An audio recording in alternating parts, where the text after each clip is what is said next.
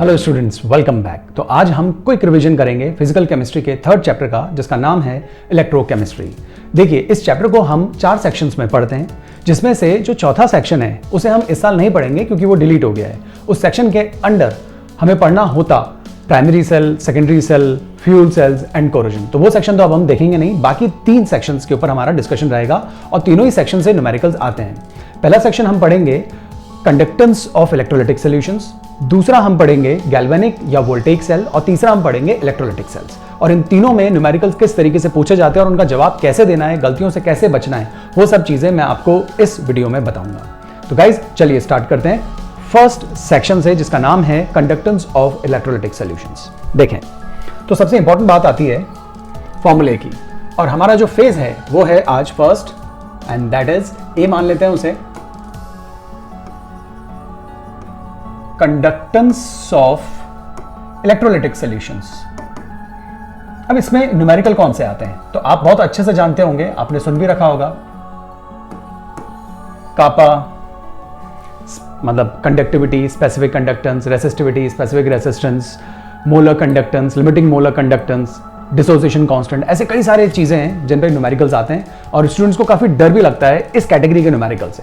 बहुत इजी है, मैं कुछ आपको टिप्स और ट्रिक्स दूंगा, उनसे आप बहुत इजीली इनके न्यूमेरिकल्स कर पाएंगे। तो देखिए, हम अपनी बात को शुरू करते हैं।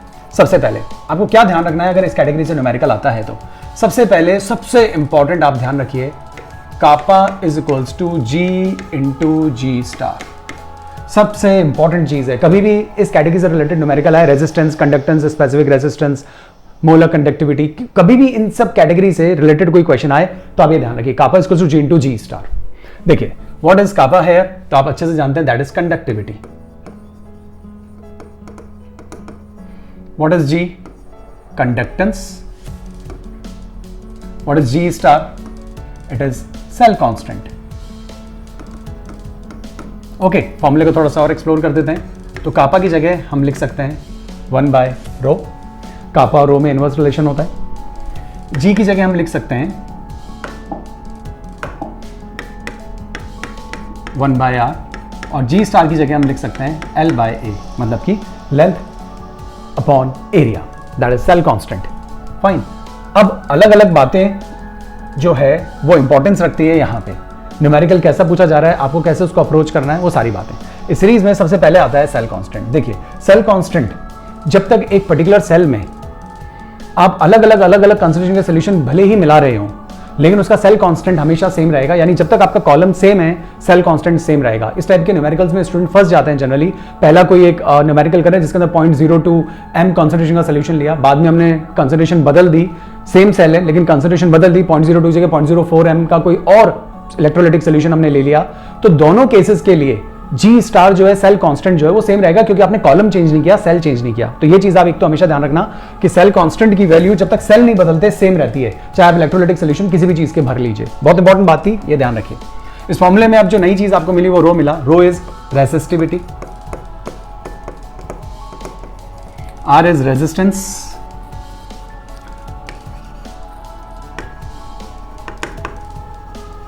and what is A? Area of cross section, and what is L? Length। बस अब एक इंपॉर्टेंट चीज बताने जा रहा हूं, कोशिश करें कि जो लेंथ है वो किसी भी यूनिट में हो, आप उसे सेंटीमीटर में लेके आ जाइए। ये चीज आपको आगे बहुत फायदा देगी। तो किसी भी चीज में कन्वर्जन मैंने सॉलिड स्टेट में भी आपको बता दिए हैं, तो यहां बार बार रिपीट करने से कोई फायदा नहीं, और ऐसा कुछ यहां देखने को मिलेगा नहीं। मीटर सेंटीमीटर में ही चलेगा सारा खेल। फिर भी एक कन्वर्जन आपको आना चाहिए, वो ये कि अगर मीटर है तो भी आप सेंटीमीटर में लेके आ जाइए, लीटर है तो फिर सेंटीमीटर क्यूब में लेके आ जाइए। कन्वर्जन्स क्या होते हैं वो ध्यान रखिए। तो 1 metre is equals to 100 centimetre, एक तो ये ध्यान रखिए। दूसरा आप ध्यान रखिए 1 litre is equals to 1000 centimetre cube. बस ये आप 2 बातें भी ध्यान रखेंगे ना, आपका काम हो जाएगा, आगे देखिएगा।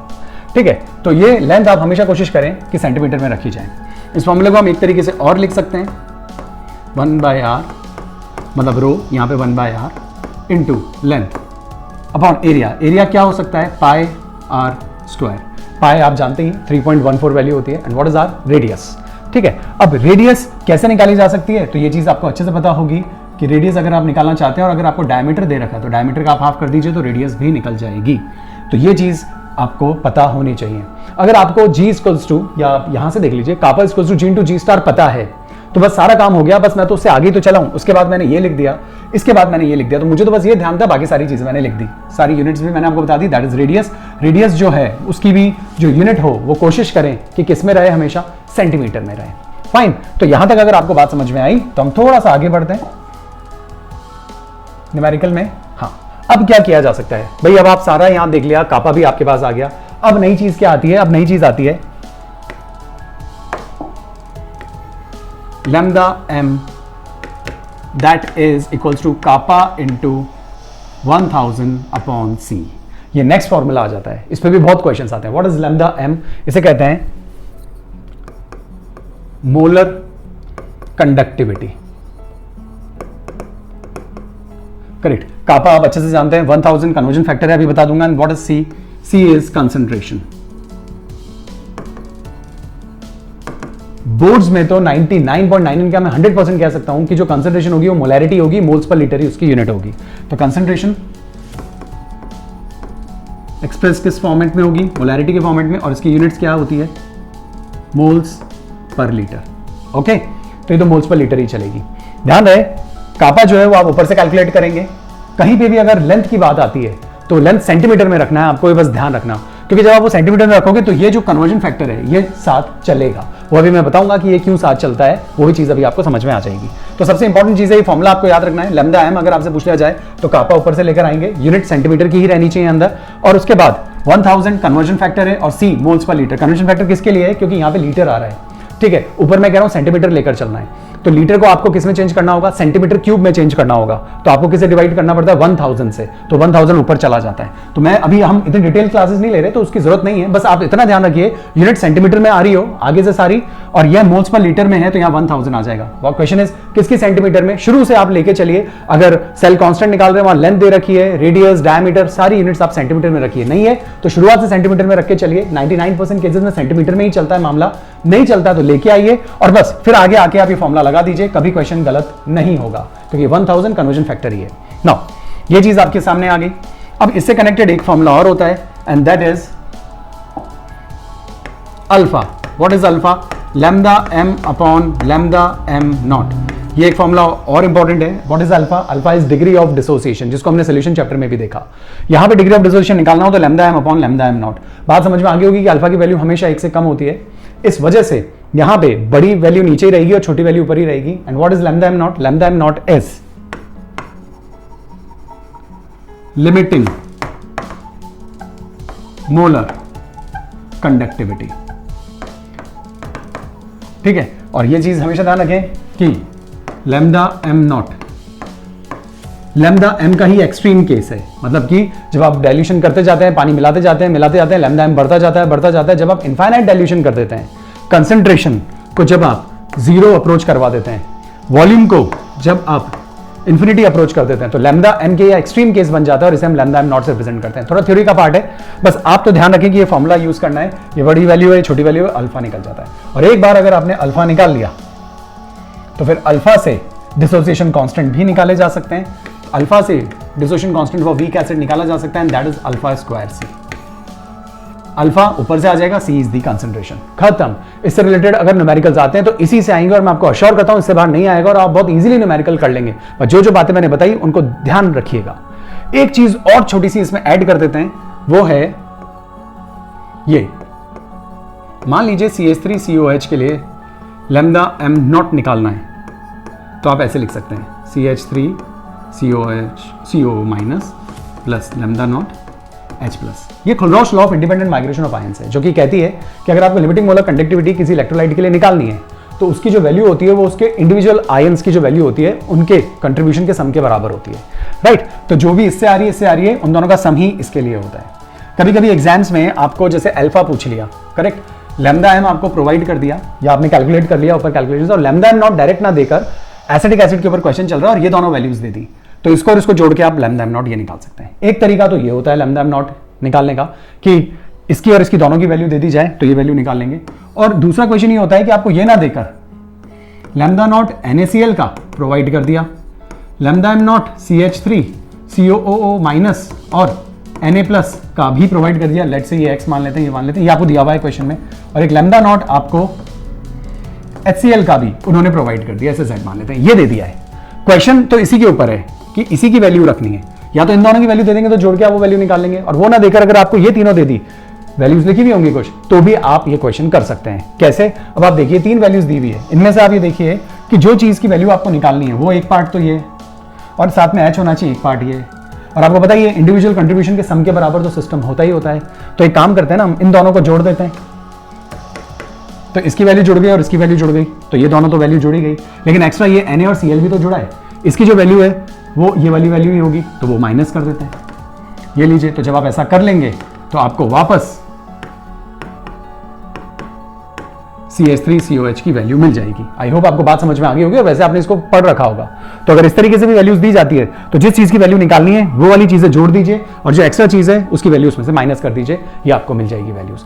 इससे बाहर आई अश्योर यू नहीं आएगा कोई क्वेश्चन, ठीक है? बस आपको इनको अच्छे से प्रैक्टिस कर लेनी है। तो ये सारी बातें आपको समझ में आ गई होगी।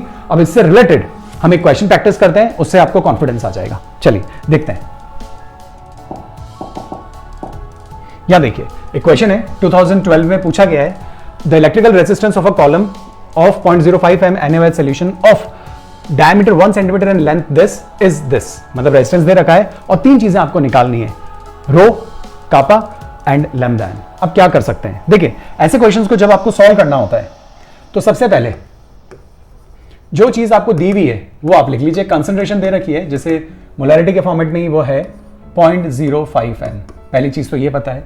कंसंट्रेशन इसी सॉल्यूशन के लिए जो रेजिस्टेंस है वो दिया हुआ है 5.5 इंटू 10⁻³ ओम, ये रेजिस्टेंस दिया हुआ है इसी सॉल्यूशन के लिए, राइट? कोई और इंफॉर्मेशन है हमारे पास? बिल्कुल। लेंथ हमें दे रखी है 50 सेंटीमीटर, और डायमीटर जो है वो हमें दे रखा है 1 सेंटीमीटर। तो क्या हम रेडियस निकाल सकते हैं? इसका हाफ कर देंगे तो रेडियस आ जाएगा 0.5 सेंटीमीटर। ये सारी चीजें आपके पास है। अगर आपके पास ये 2 चीजें हैं तो इसका मतलब ये है कि इन दोनों की मदद से, या हम ये कहें कि इन दोनों की मदद से, किसकी मदद से? L और R, इनकी मदद से हम काफी क्वेश्चन को सॉल्व कर सकते हैं। अब कैसे आगे बढ़े? तो आगे बढ़ने का एक ही तरीका मैंने आपको बताया है, दिमाग में बस एक चीज ध्यान रखिए, and that is what? That is kappa is equals to G into G star. आपको ये सारी चीजें निकालनी है। अब देख लेते हैं कि यहां हमारे पास क्या है। तो कापा हम कैलकुलेट कर लेंगे, G को हम क्या लिख सकते हैं? 1/R। रेजिस्टेंस बिल्कुल है हमारे पास, रेजिस्टेंस ये रहा रेजिस्टेंस, ठीक है? R मतलब ये मैंने यूं लिख दिया है, आप इसे रेजिस्टेंस ही मान लीजिए, रेजिस्टेंस जिसकी यूनिट ओम होती है, राइट? रेजिस्टेंस आपके पास है। G स्टार तो डायरेक्ट नहीं दिया, लेकिन G स्टार होता है L/A। लेंथ आपको दी हुई है, एरिया नहीं दिया हुआ है, तो इस फॉर्मूले को थोड़ा सा और मॉडिफाई करते हैं, घुमाते हैं। एरिया होता है πr²। क्या अब सारी चीजें हमारे पास है? Resistance we have, this is the resistance, length we have pi 3.14 and radius we have. इसे सॉल्व कर लेंगे तो आपको कापा मिल जाएगा। Done, first case clear. Solve कर लेंगे, ये आंसर आपको कापा का मिल जाएगा। ओके, सेंटीमीटर ओम सेंटीमीटर में बात चल रही है। First case solve. Second, resistivity और कापा में तो इनवर्स रिलेशन होता है, जो भी वैल्यू आई उसको रिवर्स कर दीजिए। जैसे आप रिवर्स करेंगे तो देखिए यूनिट्स उल्टी हो गई। ओम इनवर्स, अब आपको ये पता होना चाहिए कि ओम इनवर्स बोलिए या साइमन बोलिए, जिसका सिंबल एस है, एक ही बात है। तो साइमन और वो उल्टा हो गया तो सेंटीमीटर इनवर्स। बात करते हैं तीसरे फेज की। तीसरे फेज में यदि हम बात करें तो तीसरे फेज में हमसे पूछा जा रहा है lambda N. What is lambda N? Lambda N is equals to kappa, जो कि हम कैलकुलेट कर चुके हैं 1000/C। कंसंट्रेशन आपको दी हुई है 0.05 m, मतलब मोल्स पर लीटर, लीटर पर लीटर, बात जम गई। और कापा आपका किस में चल रहा है? सेंटीमीटर में, मतलब 1000 का कन्वर्जन फैक्टर बिल्कुल फिट बैठता है। और इसको जब आप सॉल्व कर लेंगे तो ये वैल्यू आपको मिल जाएगी, ये रही। ठीक है, कैसे मिल जाएगी? कापा की यूनिट्स तो आपको पता ही है, ये रही, साइमन सेंटीमीटर इनवर्स, ठीक है? और इसकी यूनिट अगर हम देखें, ये देखिए मैं यहाँ बताता हूँ, कापा इज साइमन सेंटीमीटर इनवर्स, और जो कंसंट्रेशन होती है उसकी यूनिट होती है मोल्स पर लीटर। तो लीटर को हम ऊपर ले लेते हैं, लेकिन लीटर को चेंज करना होगा। 1 litre is equals to 1000 centimetre cube, correct? तो लीटर से लीटर कैंसिल, सेंटीमीटर क्यूब है और यहाँ 1 सेंटीमीटर है, तो यूनिट्स क्या मिलेगी? Simon centimetre square mole inverse. आप चेक कर सकते हैं, ये यूनिट यहाँ लिखी हुई है, Simon centimetre square mole inverse. तो आई होप आपको अच्छे से बात समझ में आ गई होगी। ओके गाइस,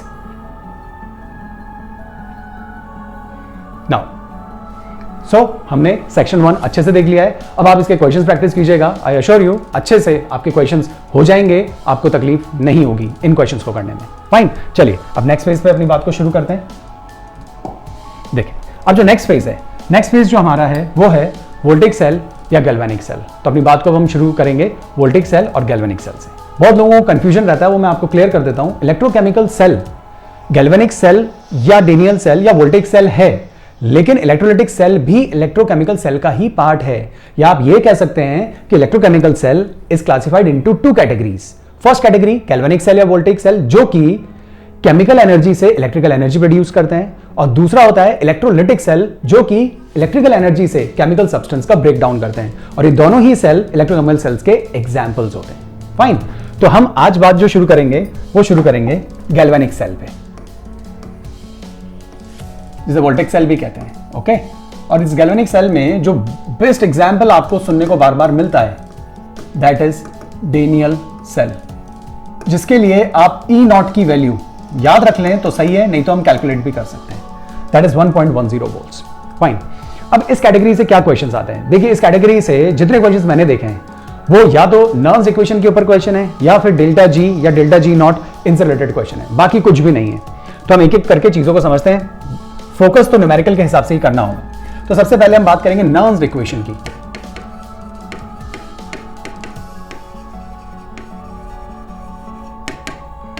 नर्व्स इक्वेशन, देखिए नर्व्स इक्वेशन में सबसे पहले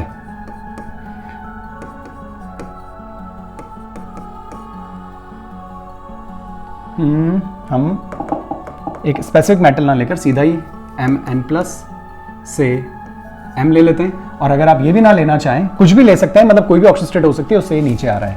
आप चाहें तो N भी ना लगाएं, प्लस से कुछ भी, कैसे 2+ हो सकता है, 3+ हो सकता है। बस फॉर्मेट देखिए कि प्लस से 0 हो रहा है, मतलब रिडक्शन हो रहा है। यानी जो फॉर्मेट आपको दिया जा रहा है वो रिडक्शन पोटेंशियल है। यहां पे Mn+ से M 0.0591 upon N log molar concentration of product divided by molar concentration of the reactant. ये नर्व्स इक्वेशन है, लेकिन ये हाफ सेल रिएक्शन के लिए है।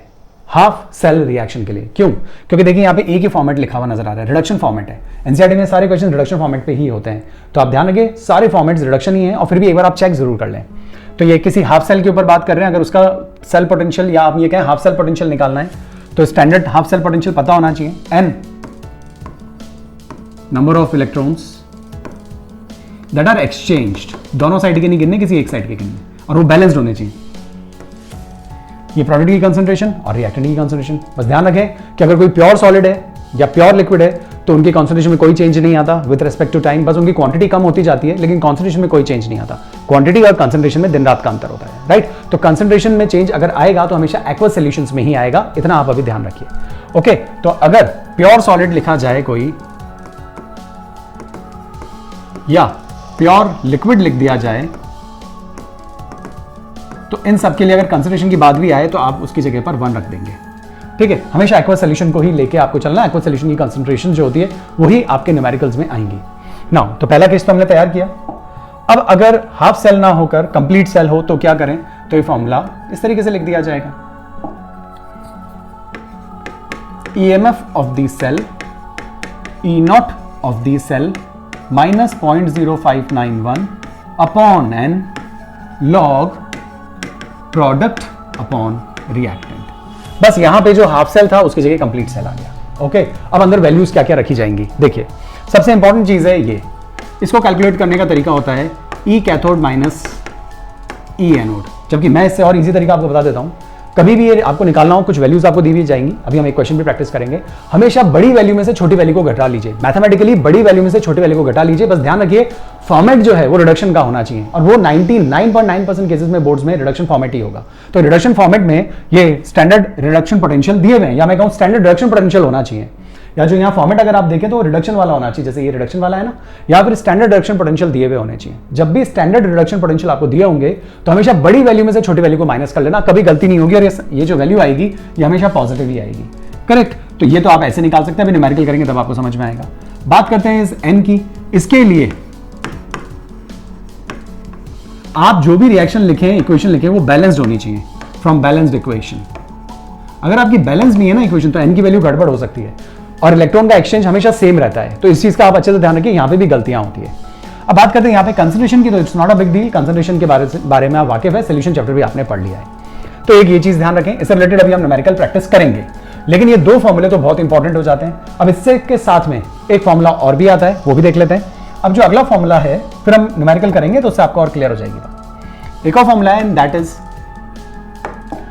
Delta G naught minus NF E naught of the cell. ये formula भी आप याद रखेंगे। अब क्वेश्चन अराइज, इसके अंदर ये क्या है, E नॉट जो मैंने अभी आपको यहां बता दिया, N जो मैंने अभी आपको यहां बता दिया, और न्यूमेरिकल से भी मैं आपको कैलकुलेट करना सिखा दूंगा। और रही बात F की, तो F की वैल्यू तो फिक्स्ड होती है, आपको क्वेश्चन में दी जाएगी 96500 कूलम पर मोल। ये वैसे तो एक इलेक्ट्रॉन का चार्ज है, एक मोल इलेक्ट्रॉन का चार्ज है। एक इलेक्ट्रॉन का चार्ज कितना होता है? एक इलेक्ट्रॉन का चार्ज होता है 1.6 इंटू 10⁻⁻19 कूलम्स। और मैं अगर आपसे कहूं Na मतलब 1 मोल इलेक्ट्रॉन्स का चार्ज कितना होगा, तो आप Na इंटू 1.6 इंटू 10⁻⁻19 कूलम कर देंगे। इसको सॉल्व करने से, राउंड ऑफ करने पर इतने कूलम्स आ जाता है। तो N इलेक्ट्रॉन का चार्ज होता है 96500 कूलम्स। अब N इलेक्ट्रॉन का चार्ज होता है 96500 कूलम्स। आप ऐसे बोल सकते हैं, और केवल अगर आप 96500 बोल रहे हैं और कुछ नहीं बता रहे, फिर आप बोलते हैं 96500 कूलम्स पर मोल। तो यहां पूरा लिखिए तो अंडरस्टूड है कि 1 मोल का चार्ज बता रहे हैं। अब ऐसा ना लिखकर आप केवल ऐसा लिख रहे हैं, तो फिर पर मोल लगा देते हैं, जिससे कि समझ में आ जाए बात कि ये चार्ज 1 मोल स्पेसिस का है। ये बहुत इंपॉर्टेंट बात है, राइट। तो ये चीज भी गिवन होगी आपको। ये आपने ऊपर से कैलकुलेट करना सीख लिया, ये भी कैलकुलेट करना सीख लिया, डेल्टा जी आ जाएगा। यूनिट की अगर हम बात करें तो n तो यूनिट लेस है, माइनस, चलो माइनस में तो लगाने की जरूरत ही नहीं, यूनिट की बात कर रहे हैं। फैराडे की यूनिट अभी अभी आपने देखी, कूलम पर मोल, और ई नॉट की जो वैल्यूज होंगी और यूनिट्स होंगी वो भी होंगी, करेक्ट। तो C into V, coulombs into volt, क्या बन जाता है? That is joule. तो इसकी जो यूनिट्स आएंगी वो जूल पर मोल आएंगे, जैसे आप कभी कभी किलो जूल पर मोल में भी रिपीट करते हैं, राइट। तो ध्यान रखें, V into C is joule, 1 volt into 1 coulomb is to joule, तो इसकी यूनिट्स होगी जूल पर मोल। तो एक तो डेल्टा जी नॉट निकालने का फॉर्मूला ये है। एक फॉर्मूला और भी है, हम वो भी देख लेते हैं। वो देखिए, एक और फॉर्मूला है, वो है delta G naught is equals to -2.303 RT log KE cube equilibrium, या KC भी बोल सकते हैं, एसिड दिया हुआ है या कोई भी चीज दी हुई, इक्विलिब्रियम कांस्टेंट की वैल्यू आती है। एक ये फॉर्मूला आप ये याद रख सकते हैं। इट डिपेंड्स कि न्यूमेरिकल में आपको क्या इंफॉर्मेशन दी जाती है। बोर्ड्स में इससे रिलेटेड भी न्यूमेरिकल आया और इससे भी आया। इससे फ्रीक्वेंटली आते हैं, बहुत आते हैं, इससे बहुत कम आए हैं, लेकिन हाँ आए हैं। अब इसके अंदर क्या क्या चीजें आपको पता होनी चाहिए, तो R की वैल्यू पता होनी चाहिए। R की वैल्यू इस चैप्टर में चलती है 8.314 joule kelvin inverse mole inverse. Solution chapter के अंदर कौन सी चलती थी? 0.083 लीटर बार केल्विन इनवर्स मोल इनवर्स। तो यहाँ पे ये यूनिट चलती है। ये तो यूनिट लेस ही हटा दीजिए। टेम्परेचर जो होगा वो केल्विन स्केल में होना चाहिए। जनरली रूम टेम्परेचर पर अगर हो रहा है तो 298 केल्विन, नहीं तो टेम्परेचर आपको मेंशन किया जाएगा। ओके, तब आप खुद सोचिए ना, केल्विन में ये आ रहा है और यहाँ केल्विन इनवर्स से कट जाएंगे तो अल्टीमेटली क्या बचेगा? जूल पर मोल। वही तो डेल्टा जी नॉट की यूनिट होती है, जूल पर मोल। वो मैंने पहले भी आपको बता दिया। अगर आपको ये बातें ध्यान है तो आप बहुत अच्छे से नर्व्स इक्वेशन से रिलेटेड न्यूमेरिकल कर सकते हैं। और वैसे भी हम सैंपल पेपर सॉल्व कर रहे हैं, उनमें भी इलेक्ट्रोकेमिस्ट्री के क्वेश्चंस आते हैं, तो कई सारी बातें वहां पे भी कवर हो रही है। तो ये जरूरी नहीं है कि इलेक्ट्रोकेमिस्ट्री की हर एक बात यहां कवर हो जाए, लेकिन इस क्विक रिवीजन के साथ साथ अगर आपने जो 6 सैंपल पेपर में सॉल्व करवाऊंगा वो भी सारे देख लिए, तो हर बार इलेक्ट्रोकेमिस्ट्री एक नई बात सीखने को आपको मिलेगी। इन सबको अगर हम मिला लें तो आप मान के चलिए कि चैप्टर 80 to 90% आपका अच्छे से कवर हो जाएगा। ओके, तो आप सैंपल पेपर्स पे भी उतना ही ध्यान दीजिए, प्री बोर्ड्स पे भी उतना ही ध्यान दीजिए जिसके सॉल्यूशंस मैं दे रहा हूं, जितना कि आप क्विक रिवीजन पे ध्यान दे रहे हैं। फाइन, चलिए तो अब अपन एक काम करते हैं, न्यूमेरिकल प्रैक्टिस करते हैं, वो ज्यादा इजी रहेगा। ओके, तो देखिए यहां देखिए, यहां एक क्वेश्चन आपको नजर आ रहा है, ये 2011 का है क्वेश्चन। आपके दिमाग में आ रहा होगा 2011, 2012, आगे भी मैं देखूंगा 2011। देखिए, मैंने 2007 से लेकर 2020 तक के सारे क्वेश्चन देख रखे हैं। मैं वो क्वेश्चन उठाना चाह रहा हूं जिसमें मैक्सिमम इंफॉर्मेशन मैं आपको दे सकूं। दैट्स व्हाई, जबकि लास्ट जो 2020 में जो क्वेश्चन आया वो अभी मैं आपको बताऊंगा, आपको देख के नजर आ जाएगा कि वो बहुत काफी इजी था। तो उसको हम सॉल्व तो करेंगे, लेकिन मैं वो क्वेश्चन पहले उठाना चाह रहा हूं जिससे कि मैं आपको ज्यादा इंफॉर्मेशन दे पाऊं। अब देखिए, मान लीजिए एक क्वेश्चन आपको दिया हुआ है, इसमें एक गैल्वेनिक सेल है। उस गैल्वेनिक सेल को कहा गया है कि वो एल्यूमिनियम और निकल, इन दोनों के कॉम्बिनेशन से, निकल 2+ होना चाहिए, 2+, ठीक है ना। सॉलिड की तो कोई कंसंट्रेशन नहीं होती, तो निकल 2+ है। फाइन, तो galvanic cell is set up at 25 degree Celsius with the following half cell. ये इन दोनों से कोई हाफ सेल बना हुआ है, एक एल्यूमिनियम और निकल 2+, आगे कुछ भी इंफॉर्मेशन नहीं दी, मतलब कि एल्यूमिनियम 3+ है तो ये एल्यूमिनियम मेटल होगा यहाँ पे, और निकल 2+ है तो निकल मेटल होगा। Write an equation for the reaction and determine the cell potential. इसके लिए इक्वेशन लिखिए, सेल पोटेंशियल निकालिए। देखिए जब तक आप इक्वेशन नहीं लिखेंगे तब तक आपको एन की वैल्यू पता नहीं पड़ेगी, तो पूछे या ना पूछे इनडायरेक्टली आपको इक्वेशन तो लिखनी ही पड़ेगी। तो चलिए शुरू करते हैं। देखें सबसे पहले क्या कर सकते हैं, क्या इंफॉर्मेशन दी है, ये नॉट दिया हुआ है हमें, ई नॉट दिए हैं दोनों के। इससे दो बातें आपको पता पड़ती है। सबसे पहले तो ये देखिए कि ई नॉट में फॉर्मेट क्या है, रिडक्शन पोटेंशियल ये देखिए, रिडक्शन ही है, 2+ से निकल 3+ एल्यूमिनियम, रिडक्शन। अब एक बात मैं आपको पहले भी बता चुका हूं, जिसके लिए रिडक्शन पोटेंशियल की वैल्यू जितनी ज्यादा होती है वो स्पीशीज रिड्यूस होना चाहती है, उसके अंदर जो भी सेट है जिसका रिडक्शन हो सकता है वो ज्यादा रिड्यूस होना चाहेगा as compared to the other one. और जिसकी वैल्यू छोटी होती है उसके अंदर वो स्पीशीज जो ऑक्सीडाइज हो सकती है उसका ज्यादा ऑक्सीडेशन होता है। जैसे मैं आपको एग्जांपल देता हूं, इन दोनों रिडक्शन पोटेंशियल की वैल्यूज को देखें तो ये ज्यादा छोटी है, ये कंपैरेटिवली बड़ी है। अगर ये कंपैरेटिवली बड़ी वैल्यू है इसके मुकाबले, तो इस हाफ सेल में रिडक्शन होगा और दूसरे हाफ सेल में ऑक्सीडेशन होगा। ये सबसे बेहतरीन ट्रिक है। फाइन, तो यहां पे वैल्यू क्योंकि बड़ी आ रही है इसके मुकाबले, तो यहां पे जहां पे वैल्यू बड़ी होती है वो रिडक्शन और जहां पे छोटी होती है वहां पे ऑक्सीडेशन। तो हम अपने क्वेश्चन को शुरू करते हैं। सॉल्यूशन। तो सबसे पहले जो इंफॉर्मेशन मुझे मिली वो ये मिली कि इस कैटेगरी में ये जो कैटेगरी है ये रिड्यूस होगी, यानी कि ये जो सेक्शन है ये कैथोडिक सेल या कैथोड पे चला जाएगा, ये हाफ सेल, और ये वाला जो जाएगा ये एनोड पे जाएगा। मैं फिर बोलता हूं आइडिया कैसे लगाया, जिसकी वैल्यू छोटी होती है ई नॉट की वहां पे ऑक्सीडेशन होता है, ऑक्सीडेशन हमेशा एनोड पे होता है। नाउ इससे अगर ई नॉट ऑफ द सेल निकालना हो तो मैंने एक ट्रिक बताई थी, बड़े में से छोटी वैल्यू माइनस कर लो, ज्यादा दिमाग लगाना ही नहीं है। कौन सी वैल्यू बड़ी है इन दोनों में से, ऑब्वियसली ये बड़ी है, तो -0.25 वोल्ट माइनस 1.66 वोल्ट, करेक्ट। तो ये तो आपका निकल गया ई नॉट ऑफ द सेल, पहला काम खत्म। अब बात करते हैं इक्वेशन को बैलेंस करने की। अब इक्वेशन को बैलेंस करनी है और आपको पता पड़ चुका है कि एनोड पे ऑक्सीडेशन होता है। इन दोनों में से ऑक्सीडेशन किसका हो सकता है, Al3+ और इलेक्ट्रॉन निकालकर 4+, 5+ तो जा नहीं सकता, तो ऑब्वियसली जो ऑक्सीडेशन होना है वो एल्यूमिनियम का ही होना है, और ये ऑक्सीडाइज होकर क्या बना देगा, ये आपको ऑक्सीडाइज होकर देगा Al3+। उसकी कॉन्सेंट्रेशन दी हुई है आपको, बिल्कुल दी हुई है, एक्वा सॉल्यूशन ही बनेगा 0.001 m। रिडक्शन किसका होगा, इस सेट में होगा रिडक्शन। अब रिडक्शन किसका हो सकता है, इलेक्ट्रॉन ले कौन सकता है भाई, Ni2+ इलेक्ट्रॉन लेकर निकल में आ सकता है, अच्छी बात है। निकल, आप सोचिए निकल का रिडक्शन होगा तो निकल इलेक्ट्रॉन लेकर नेगेटिव तो ना जाएगा मेटल, तो ऐसे आइडिया लगा लिया करें कि रिडक्शन किसके होने का स्कोप है इन दोनों में से, तो निकल 2+ का ही है, ये निकल 2+, जिसकी कंसंट्रेशन फिर आपको दी हुई होगी 0.50 m, जो कि रिड्यूस होकर इलेक्ट्रॉन गेन कर किस में कन्वर्ट हो जाएगा, निकल सॉलिड में। ओके, तो ये आपने एक रिएक्शन लिख दी। अब ये बैलेंस्ड होना बहुत जरूरी है। अब आप यहाँ पे चार्ज को देख लें सबसे पहले, यहाँ 2+ का चार्ज है, यहाँ 3+ का चार्ज है, ये तो बैलेंस्ड ही नहीं है। बैलेंस कैसे कर सकते हैं, आप यहाँ पे तो लगा दीजिए 2 और यहाँ पे लगा दीजिए 3। अब आप देखिए जरा, 3 निकल हो गए, राइट, तो यहाँ पे 3 करने तो यहाँ पे 3 लगा दीजिए। एल्यूमिनियम 2 हो गए थे, 2 लगा दीजिए, उससे कोई फर्क नहीं पड़ना। 6+, अब बात सही है। अब 6+, मतलब कि n की वैल्यू अब आपको पता पड़ेगी कि n की वैल्यू यहाँ पे 6 है, क्योंकि ये स्पेशस 6 निकल 2+ है, जो कि 3 निकल 2+ है, जो कि न्यूट्रल निकल में जाएंगे। एक निकल 2+ 2 इलेक्ट्रॉन लेता है तो 3 कितने लेंगे, 6 इलेक्ट्रॉन लेंगे तभी तो निकल में आएंगे। और सिमिलरली आप इसके लिए सोच लीजिए, एक एल्यूमिनियम 3+ में होने के लिए 3 इलेक्ट्रॉन निकालता है, तो 2 एल्यूमिनियम कितने निकालेंगे, 6 इलेक्ट्रॉन्स। तो एक्सचेंज जो है वो 6 इलेक्ट्रॉन्स का है। ये सबसे इंपॉर्टेंट बात थी। बस अब काम खत्म हो चुका है। अब आपसे पूछा जा रहा है EMF of the cell calculate कीजिए।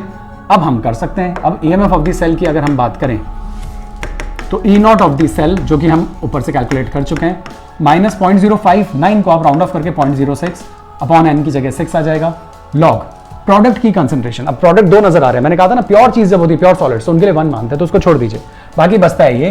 तो यहां लिखेंगे एल्यूमिनियम 3+ की कंसंट्रेशन, और ये पता ही है जो स्टोइचियोमेट्री होती है वो ऊपर जाती है। अब सोचो अगर आपको ये पता ना हो, रिएक्शन बैलेंस ना हो, तो सब गड़बड़ हो जाती है, सब गलत हो जाता है।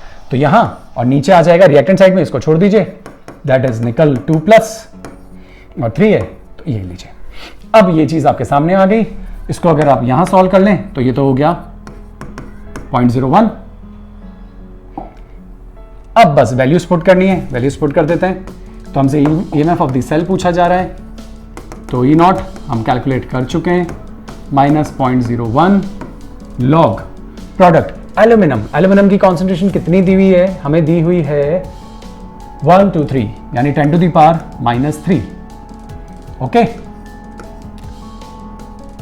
स्क्वायर अपॉन निकल 2 प्लस की कितनी दी हुई है 0.50। ओके, और आगे क्या आ जाएगा, इस पे आ जाएगा 3। बस आपको वैसे तो क्वेश्चन में वैल्यू दे भी रखी है, log 8 की वैल्यू सॉल्व करने से log 8 भी आ ही जाएगा। तो अब आपको ये पता है, ये पता है और ये पता है। अब आप इस कैटेगरी की यदि हम बात करें, इस कैटेगरी की यदि हम बात करें तो log 10⁻⁻6 आ जाएगा। ठीक है, नीचे क्या हो जाएगा, नीचे आप क्या लिख सकते हैं, नीचे आप 0.5 इंटू 0.5 इंटू 0.5 लिख लीजिए। ठीक है, आप ऐसे लिख लीजिए। जब आप इसको सॉल्व करेंगे और डिवाइड करेंगे तो 100% आपको मिलेगा log 8 इंटू 10⁻⁻6। करेक्ट। और जब log 8 इंटू 10⁻⁻6 आपको मिलेगा तो आप यहां देखिए जरा, और यही वैल्यू आपको दी हुई भी है क्वेश्चन में, आई होप दी हुई होनी चाहिए थी, हाँ ये रही, log 8 इंटू 10⁻�6 ये वैल्यू आपको दी हुई है। ये वैल्यू बस आपको पुट कर देनी है, क्वेश्चन को सॉल्व करना है और वैल्यू डालकर आंसर निकाल देना है। आई होप आपको बात समझ में आ गई होगी अच्छे से। इससे बाहर न्यूमेरिकल नहीं आ सकता। नॉन्स इक्वेशन में मैक्सिमम गलतियां कहां होती है, मैक्सिमम गलतियां होती है इक्वेशन बनाने में। वहीं पे आप बैलेंसिंग नहीं कर पाते तो स्टोइचियोमेट्री गड़बड़, नंबर ऑफ इलेक्ट्रॉन्स गड़बड़, फिर आगे मेहनत करने से कुछ नहीं होता। तो स्टूडेंट्स नॉन्स इक्वेशन तो याद कर लेते हैं, लेकिन ये ट्रिक्स जो होती है इनमें थोड़ा सा दिमाग नहीं लगाते और इसलिए गलतियां होती है। हाँ, कैलकुलेशन बोर्ड्स का सेक्शन है, इसलिए कैलकुलेशन थोड़ी सी टिपिकल तो होती है, लेकिन आजकल तो लॉग्स की वैल्यू दे ही रहे हैं तो कोई इशू आपको आएगा नहीं। बस परफेक्ट अगर आप जा रहे हैं तो जो लॉग की वैल्यू उन्होंने दी है उससे आप आके कनेक्ट हो ही जाएंगे, और एक बार कनेक्ट होने के बाद आंसर आप निकाल सकते हैं। ओके, तो ये हो गया नॉन्स इक्वेशन से रिलेटेड क्वेश्चंस जो अभी हमने सीखे हैं यहाँ पे। तो आई होप ये बात क्लियर हो गई होगी आपको। अब हम आते हैं नेक्स्ट सेक्शन में, और लास्ट में जो 2020 में क्वेश्चन आया उसके ऊपर भी डिस्कशन करेंगे। नाउ देखिए, अब हम बात करते हैं लास्ट फेज पे, और लास्ट फेज है हमारा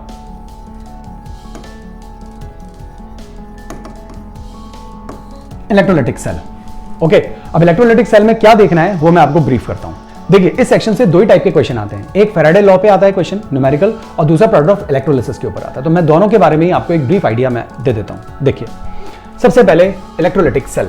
अब इलेक्ट्रोलाइटिक सेल में फैराडे की दो लॉ होती है, जिसमें से फर्स्ट लॉ जो है वो कहती है W is equals to Z into I into T. मैं आपको कुछ इस तरीके से बताऊंगा जिससे आप फटाफट न्यूमेरिकल अटैम्प्ट कर लें, राइट ना। ज्यादा एक्सप्लेनेशन में तो हम जाएंगे नहीं, बाकी फर्स्ट लॉ बस यही कहती है कि आप जितनी देर तक चार्ज पास करेंगे उतना ज्यादा अमाउंट ऑफ सब्सटेंस डिपॉजिट होगा एक पर्टिकुलर इलेक्ट्रोड पे, right. The amount of substance deposited on a particular electrode is directly proportional to the charge passed. Fine, तो आप तो बस फॉर्मूला ध्यान रखिए कि वो आपसे पूछेंगे एक इलेक्ट्रोड पे हमने इतनी देर तक इतने एम्पीयर का करंट पास किया, तो बताइए उस इलेक्ट्रोड पे जो मेटल डिपॉजिट हुआ वो कितने ग्राम डिपॉजिट हुआ, कितने मोल्स डिपॉजिट हुआ, इस टाइप का क्वेश्चन आता है। तो वो जो मास आपको निकालना है उसके लिए formula W is equal to Z into I into T. इसको थोड़ा सा और एक्सप्लोर कर लेते हैं हम। W is equal to Z, Z की जगह आप लिखिए E upon 96500 into I into T, आप ये रखिए। अब E को थोड़ा सा और एक्सप्लोर कर लेते हैं, तो W is equal to M upon X into 96500 और ऊपर I इंटू टी। अगर आपको ये चीज़ ध्यान है तो आप कितना भी हार्ड न्यूमेरिकल हो बहुत इजीली कर सकते हैं। देखिए, तो W is equal to Z I T, Z is electrochemical equivalent, उसी जगह हमने फॉर्मूला लगाया इक्विवेलेंट मास अपॉन 96500। अब जो इक्विवेलेंट मास होता है वो होता है molar mass divided by valency. तो आपको ये चीज़ मेन ध्यान रखनी है। तो यहाँ पे ये तो वैलेंसी फैक्टर है, अभी मैं बताऊंगा कि ये कैसे कैलकुलेट करते हैं आप। ये वैल्यू फिक्स्ड है, दिस इज टाइम, और हमेशा ध्यान रखना आपको आवर्स में दिया होगा, मिनट्स में दिया होगा, आपको उसको सेकंड्स में निकालना है। ये चीज़ की प्रैक्टिस कर लीजिएगा, नहीं तो गड़बड़ हो सकती है। ये करंट है जो कि यूनिट एम्पियर में चलेगी, तो I is current, T is time, ampere में यूनिट चलती है, टाइम की यूनिट सेकंड में चलेगी, and that is what molar mass. Okay, तो ये मोलर मास होगा।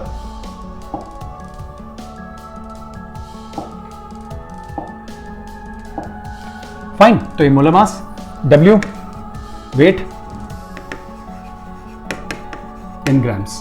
नाउ अब बात करते हैं वैलेंसी की। सबसे बड़ी प्रॉब्लम यही होती है स्टूडेंट्स को, बहुत आसान है। जो कोई सब्सटेंस जब मेटल डिपॉजिट होता है तो ऑब्वियसली वो न्यूट्रल फॉर्म में ही होगा। तो मान लीजिए जैसे Hg2 प्लस डिपॉजिट होकर Hg में कन्वर्ट हुआ, तो इलेक्ट्रॉन का एक्सचेंज कितने का हुआ, बस वही एक्स फैक्टर है। ठीक है, यहाँ पे इलेक्ट्रॉन का एक्सचेंज कितने का है, दो इलेक्ट्रॉन ले ले 2 प्लस, तो ये न्यूट्रल हो जाता है। तो यहाँ पे जो हम x की वैल्यू बोलेंगे वो 2 बोलेंगे।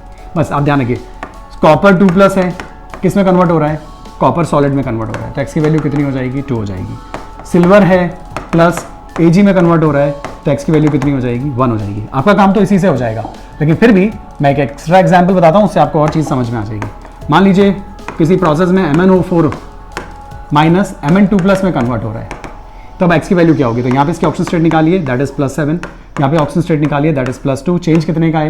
5 का चेंज है, वो चेंज रखा जाता है। तो ये ऐसे इक्वेशन कर सकते हैं। तो एक्स फैक्टर निकालना कोई बड़ी बात नहीं। आपके सिलेबस में एल्यूमिनियम के लिए क्या रखेंगे? 3 + 0 जा रहा है, तो 3 आ जाएगी एक्स फैक्टर की वैल्यू, राइट। तो इस तरीके से आप एक्स भी निकाल लिया आपने। मोलर मास आपको गिवन होगा, ये दोनों भी गिवन होंगे, वेट पूछ लेंगे, या फिर कोई भी चीज एक अननोन करके दूसरी चीज पूछी जा सकती है। अब एक न्यूमेरिकल प्रैक्टिस करेंगे, आपको अच्छे से बात समझ में आ जाएगी। बस यही फर्स्ट लॉ है और ये मेन चीज आपको ध्यान रखनी है। दूसरा यदि हम बात करें तो हम बात करते हैं सेकंड लॉ पे। सेकंड लॉ क्या कहती है? सेकंड लॉ के लिए बस आप ये फॉर्मूला याद रख लीजिए, W1/W2। क्वेश्चन बहुत कम ही आए हैं, शायद आया ही नहीं है या एक आध बार आया होगा।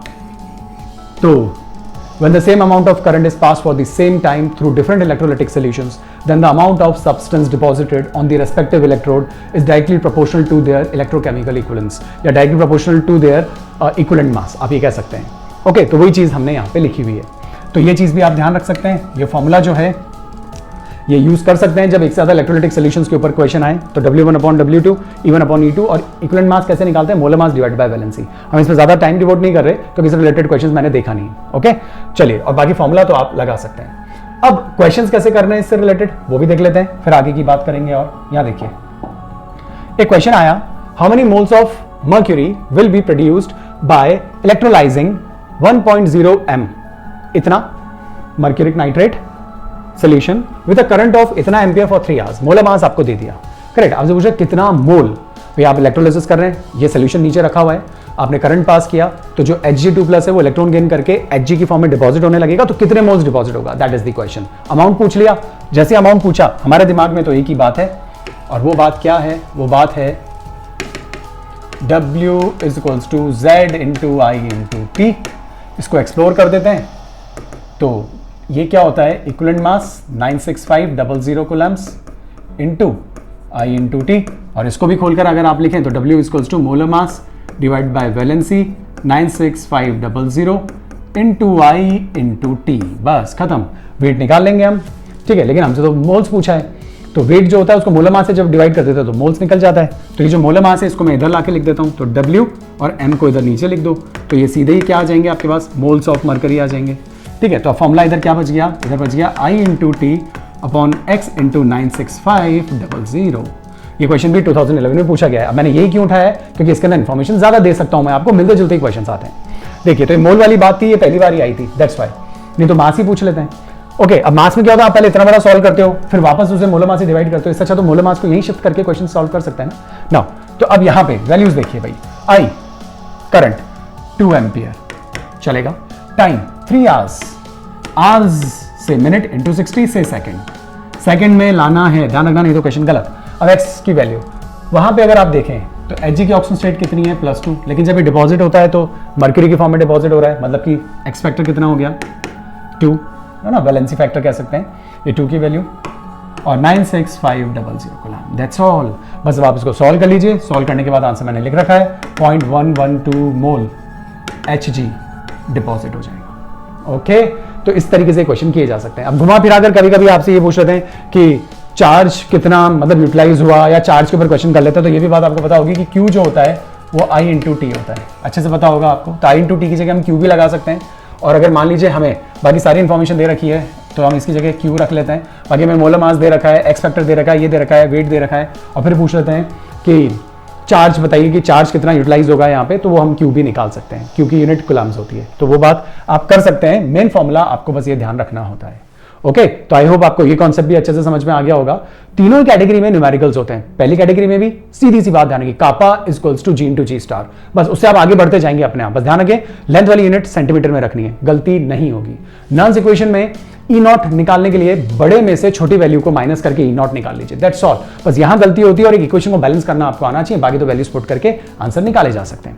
और तीसरे फेज के अंदर मेन जो गलती होती है वो यहां पे हो जाती है, तो उसके लिए मैंने आपको बता दिया कि एक्स फैक्टर कैसे निकालते हैं, उस चीज को आप यूज करेंगे और ये फॉर्मूला याद रखेंगे तो आप क्वेश्चन कर लेंगे। आप 2007 से लेकर 2020 तक के क्वेश्चंस पेपर उठा लीजिएगा या क्वेश्चंस देख लीजिएगा।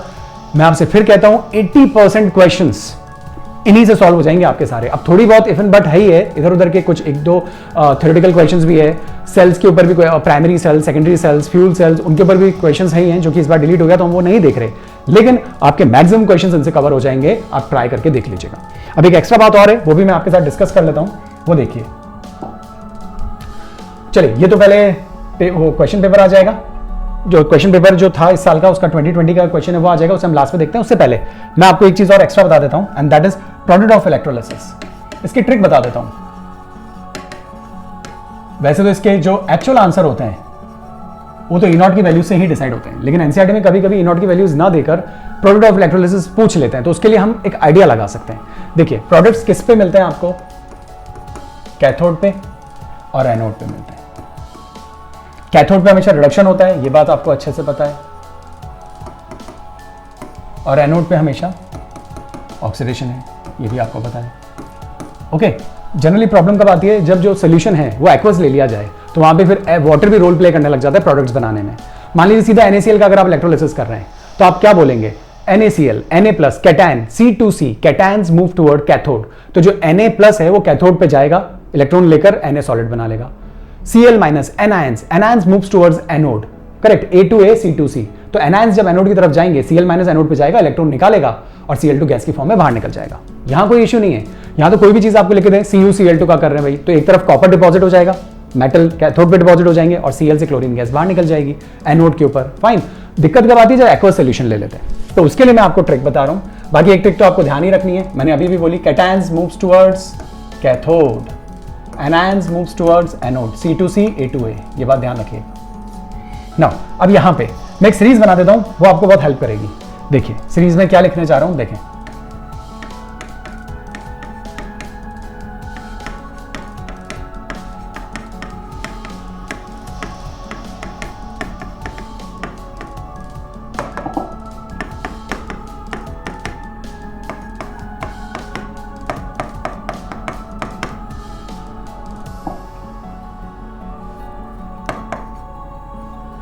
ओके,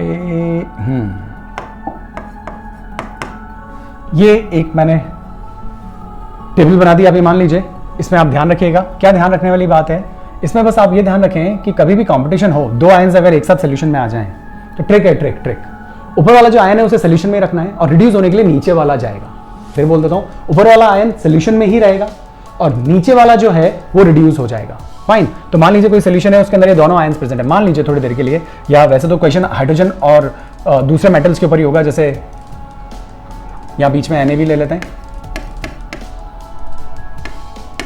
तो Na और H में से कौन इलेक्ट्रोड की तरफ जाएगा रिड्यूस होने के लिए? तो ऊपर वाला तो सोल्यूशन में रहेगा, H को ही जाना होगा। तो H के सामने अगर ये सारे मेटल्स होंगे तो एक्वस मीडियम में ही बात होती है, ठीक है ना, क्योंकि ये बातें पलट भी सकती है यदि मीडियम चेंज करे तो, लेकिन इन जनरल एक्वस मीडियम में ही बात होती है। तो एक्वस मीडियम में ध्यान रखिए ये सब H के ऊपर हैं, तो इन सब के साथ जब भी H नजर आ जाए तो H ही रिड्यूस होगा और ये सारी चीजें जो आयंस हैं वो सोल्यूशन में ही पड़े रहेंगे। ओके, कंपैरिजन अगर दो मेटल्स में कर ले, एल्यूमिनियम 3+ और जिंक 2+, तो एल्यूमिनियम 3+ सोल्यूशन में रहेगा और जिंक 2+ मजबूरन जाकर 2 इलेक्ट्रॉन लेकर रिड्यूस हो जाएगा। तो बस ध्यान रखें, ऊपर वाला सोल्यूशन में रहेगा और नीचे वाला कैथोड पे जाकर रिड्यूस हो जाएगा। ये सीरीज ध्यान रखिए। यहां पे अगर हम बात करें तो बस आप इतना सा ध्यान रख लीजिए, NO3-, SO4-2-, Cl-, ना हाँ Cl- ही है, बिल्कुल सही है, और OH-।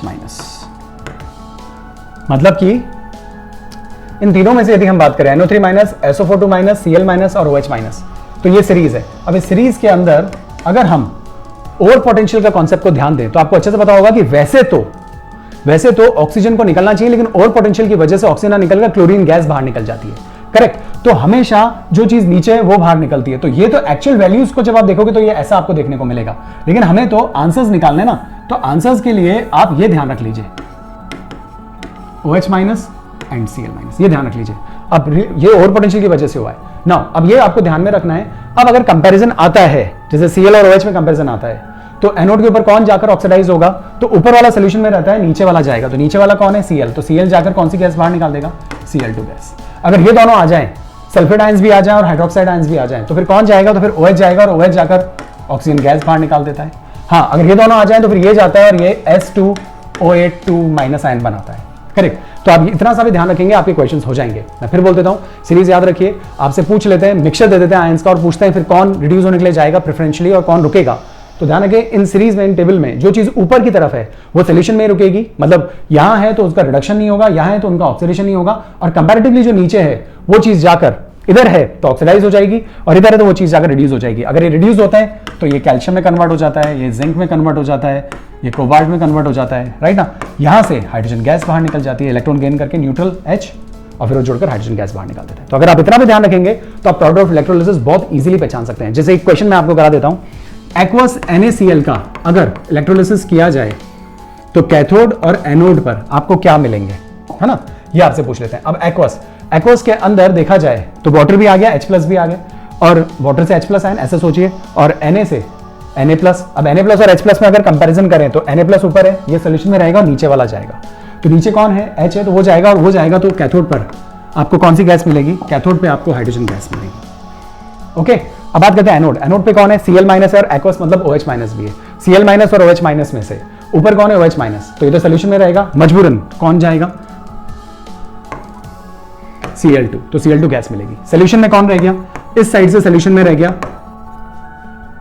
Na+, और उस साइड से सोल्यूशन में रह गया OH-, करेक्ट। तो सोल्यूशन में आ गया Na+ और OH-, तो सोल्यूशन का pH जो होता है वो 7 से ज्यादा हो जाता है। कॉम्पिटिटिव एग्जाम का क्वेश्चन बन जाता है, फिर वो आगे हम एक्सटेंड कर सकते हैं चीजों को, लेकिन प्रोडक्ट इस तरीके से इजीली आप पहचान सकते हैं। ओके गाइस, तो आई होप आपको अच्छे से बात समझ में आ गई होगी। अब हम इस साल जो क्वेश्चन आए 2020 में वो देख लेते हैं। देखिए, पहला क्वेश्चन है ΔG0 निकालिए, डेनियल सेल का ΔG0 निकालिए। इन्फॉर्मेशन क्या दी है, इन्फॉर्मेशन हमें ये वैल्यूज दी है, E0 है बस, तो बस कर लेते हैं। अब E0 है और ΔG0 निकालना है, तो -NFE E0 of the cell से ही क्वेश्चन हो जाएगा। अब क्वेश्चन तो आसान इसलिए बन जाता है क्योंकि डेनियल सेल है, आपको अच्छे से पता है, N की वैल्यू 2 होती है, 2 इलेक्ट्रॉन का एक्सचेंज होता है, कॉपर 2+, 2 इलेक्ट्रॉन लेकर copper solid, zinc 2 electron release करके जिंक 2+। तो ये आ गया F96500 कूलम्ब्स, यूनिट लिखते नहीं है वैसे, बताइए जूल्स पर मोल आ जाएगी, मैं पहले बता चुका हूं। और E0 आप सॉल्व भी कर लीजिए, नहीं तो मैंने आपको स्टार्टिंग में भी कहा था क्या वैल्यू याद रख सकते हैं, इसकी तो बहुत जगह यूज होती है, 1.10 वोल्ट। नहीं तो रिडक्शन हो रहा है, करेक्ट, बड़े में से छोटे को माइनस कर दीजिए, तो बड़े में से, अच्छा जिंक 2+ है, जिंक ये माइनस में है, ओके, तो बड़े में से छोटे को जब आप माइनस कर देंगे तो माइनस माइनस प्लस हो जाएगा, और इन दोनों को जब जोड़ेंगे तो 1.10 वोल्ट आ जाएगा। इस चीज का ध्यान रखिएगा, यहाँ माइनस है, रिडक्शन में माइनस, बिल्कुल ठीक है। चलिए कुछ थ्योरेटिकल क्वेश्चन पे बात करते हैं। Out of the following gear which will give greater conduction of electricity. देखिए, AG वायर एट 30 डिग्री और 60 डिग्री। AG वायर मेटल है, मेटल्स में टेम्परेचर बढ़ाने से कंडक्टेंस कम होती है, और जितना टेम्परेचर कम करेंगे मेटल की कंडक्टेंस बढ़ती जाती है, और फिर नीचे सुपर कंडक्टर्स आ जाते हैं। तो अच्छा कंडक्टर कब बनेगा, जब 30 डिग्री होगा, राइट। तो आंसर इसका क्या देंगे, इसका आंसर होगा लो टेम्परेचर पर सिल्वर वायर ज्यादा अच्छा कंडक्शन करेगा। जबकि जब इलेक्ट्रोलाइटिक सोल्यूशन की बात करते हैं, इलेक्ट्रोलाइटिक सोल्यूशन मतलब जब KCl को पानी में मिला दिया, NaCl को पानी में मिला दिया, तब कंडक्शन किसका होगा, तब जितना ज्यादा टेम्परेचर होगा कंडक्शन उतना ज्यादा होगा। क्यों, टेम्परेचर, क्योंकि सोल्यूशन है, सोल्यूशंस में आयंस फ्री है मूव करने के लिए। ये सॉलिड स्टेट है, सॉलिड स्टेट में गर्म करने पर सिर्फ वाइब्रेट कर सकते हैं, मूव नहीं कर सकते, और वाइब्रेशन से रेजिस्टेंस बढ़ा देते हैं, इलेक्ट्रॉन के मूव करने में ऑब्स्टिकल क्रिएट करते हैं, इसीलिए कंडक्टेंस कम हो जाती है। लेकिन जो एक्वस सॉल्यूशंस होते हैं ना, जैसे ये वाले, उनमें तो आयंस वैसे ही फ्री घूम रहे हैं, टेम्परेचर बढ़ाएंगे तो उनकी मोबिलिटी और बढ़ जाएगी, रेस्पेक्टिव इलेक्ट्रोड की तरफ तेजी से जाएंगे और कंडक्टेंस बढ़ जाता है। तो ऐसे केसेस में हाई टेम्परेचर पे कंडक्टेंस ज्यादा मिलेगा। बात करते हैं इस एसिटिक एसिड या इस एसिटिक एसिड में से किसकी कंडक्टेंस ज्यादा होगी। पहले तो एसिटिक एसिड खुद एक वीक एसिड है, बहुत वीक एसिड है, तो कंडक्टेंस तो वैसे ही कम होगी, लेकिन फिर भी कंसंट्रेशन का इफेक्ट पूछा जा रहा है कि इसकी ज्यादा होगी या इसकी ज्यादा होगी। तो आपको अच्छे से पता है ओस्वाल्ड डाइल्यूशन लॉ, जो वीक इलेक्ट्रोलाइट्स होते हैं उनमें अगर हम पानी मिलाते जाते हैं तो उनका आयनाइजेशन बढ़ जाता है, इस वजह से उनकी कंडक्टेंस बढ़ जाती है। तो 1m एसिटिक एसिड है, इसमें आप पानी मिलाते आप 0.1 कंसंट्रेशन आपने इसकी कर दी, तो आयनाइजेशन बढ़ जाता है और उसकी वजह से कंडक्टेंस बढ़ जाएगी। दैट्स व्हाई इसकी कंडक्टेंस ज्यादा होगी as compared to this one. Okay, तो आई होप गाइज आपको ये क्विक रिवीजन अच्छे से समझ में आया होगा। अच्छे से इसको पढ़कर कुछ क्वेश्चन प्रैक्टिस कर लीजिएगा, आपका कॉन्फिडेंस अपने आप बढ़ जाएगा। ओके, तो नेक्स्ट वीडियो में हम क्विक रिवीजन करेंगे केमिकल काइनेटिक्स का। ओके गाइज, तो इस वीडियो में इतना ही, नेक्स्ट वीडियो में फिर मिलेंगे। तब तक खुश रहिए, अपना ध्यान रखिए, अपनों का भी ध्यान रखिए। जय हिंद।